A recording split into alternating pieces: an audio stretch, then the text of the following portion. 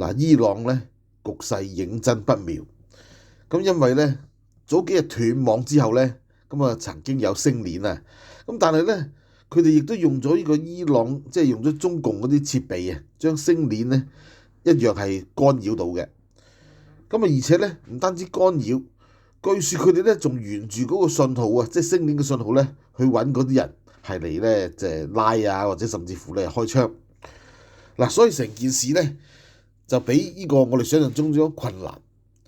嗱，對比起敍利亞，點解幾日就倒台呢？因為本身敍利亞咧，佢哋就有隊強大嘅呢個叫做反抗力量，一路都存在，只係唔係喺首都，只係喺呢個外圍。嗱，當阿薩德政權一旦出現一啲裂痕，